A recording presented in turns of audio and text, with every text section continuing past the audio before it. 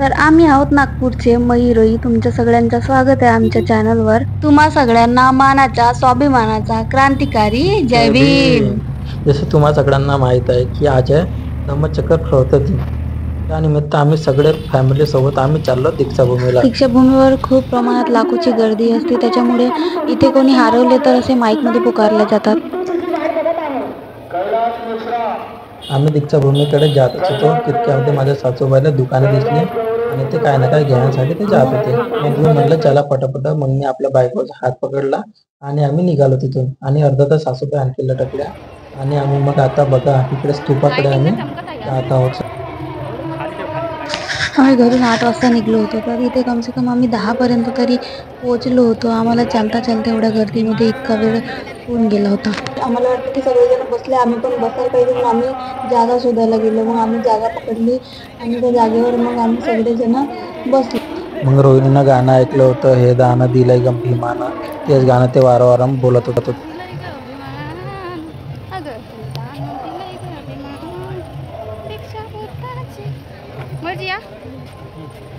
इथं आल्यावर एकदम असं वाटतं की मन प्रसन्न झालं, मन शांत झालं.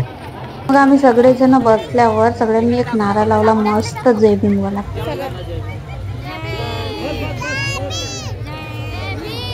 सगळ्यात पहिले तर आमची इची अंशिका इथं खूप मस्त नारा लावते.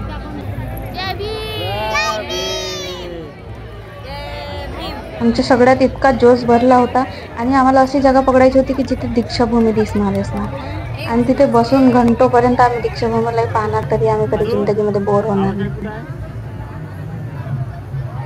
कोण आहे तिकडे?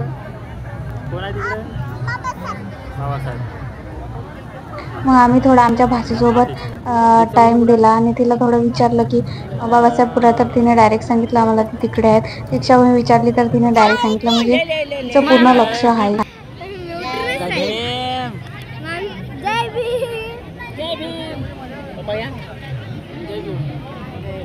जय भीम. जय भीम. जय भीम. मग आम्ही तर खूप मस्ती धमाल केली सगळ्यांनी मिळून आणि मस्त आम्ही टिफिन खतम केला. हे आहे दीक्षाभूमी. तुला आपल्याला जे समाजात स्थान मिळते, आपण लोकांच्या बरोबर उभे राहतो, आपल्याला माणुसकीची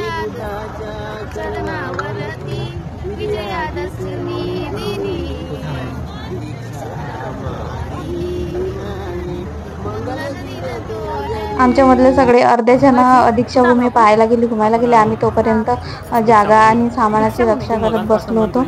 तोपर्यंत मग मी माझ्या हस्बंडसोबत थोडासा बोलचाल झालो, माझ्या पप्पाचा सॉन्ग ऐकला.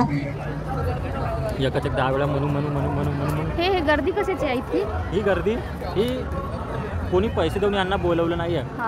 वर्षातून एक दिवस असा आहे तो, हे आपल्या स्वखर्चाने थोडी मजाक मस्ती केली, थोडीशी कॉमेडी केली आम्ही ना, एंटरटेनमेंट केलं, खूप मज्जा धमाल केली. एवढे लोक इथे उपस्थित आहेत, म्हणजे येतात आणि एक दिवस बोलता बोलता मग आमचं थोडं खाण्याकडे लक्ष गेलं. मग आम्हालाही वाटलं की थोडं चिप्स घ्यावं. एवढे लोक का बरं येतात म्हणतात ते? सगळेजण एकसाथ मला काय ना काय विचारत होते, त्यामुळे त्यांच्या प्रश्नाचे उत्तर मला देणं कन्फ्युजन झालं. त्यामुळे मी तरी पण प्रयत्न केला त्यांच्या प्रश्नाचे उत्तर द्यायला.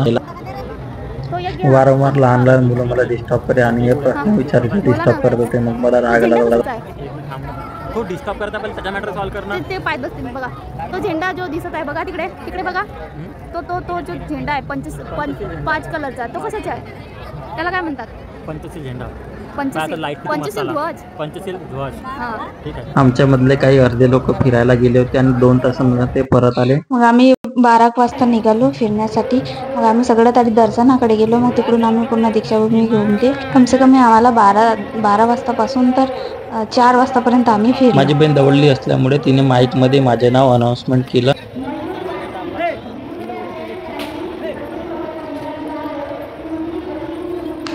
आला का आवाज त्यामुळे मग आम्ही स्तूपामध्ये जात होतो दर्शन करण्याकरिता.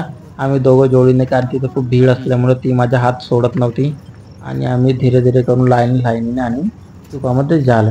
ही रात्रीची 2-2:30 वाजताची गोष्ट आहे, तरी पण सुद्धा इथली गर्दी कमी नाही. तेवढ्याच प्रमाणात बघू शकता तुम्ही काय भयंकर गर्दी आहे तिथे. दर्शन पण नाही घेतात बरोबर, बघता पण नाही. तर एवढा सुद्धा वेळ नाही, इतकी घाई करतात समोर समोर निघा निघा निघा.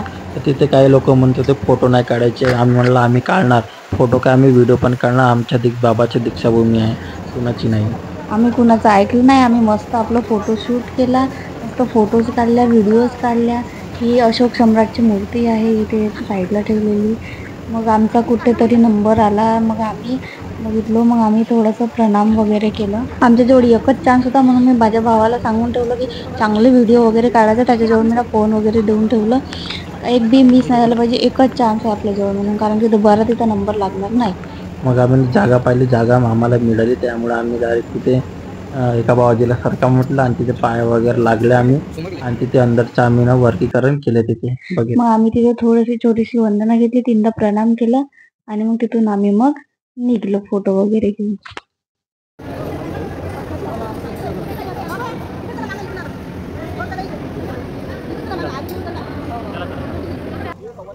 मग आम्ही बाहेर आलो, बाहेर आम्ही व्हिडिओ वगैरे काढले. मग आम्ही ना असा व्हिडिओ बनवला की ज्याच्यामध्ये आम्हाला नंतर इंस्टाग्रामवर टाकायसाठी, जाऊ जोडी न येऊ ग पाहून, जाऊ जोडी न येऊ ग पाहून, अशी दीक्षाभूमीची शान. मग माझा भाऊ पण मागे लागला की माझा पण व्हिडिओ काढून दे, मग त्याचा पण काढून दिला. मग मला खूप मोठी बुद्धाची मूर्ती दिसली, तर मी पण सुद्धा तिथं प्रणाम केले आणि तिथून आम्ही निघलो शॉपिंगसाठी. मग आम्हाला वाटलं की चला मी काही बाबासाहेबाच्या वस्तू आहेत त्या घेऊ.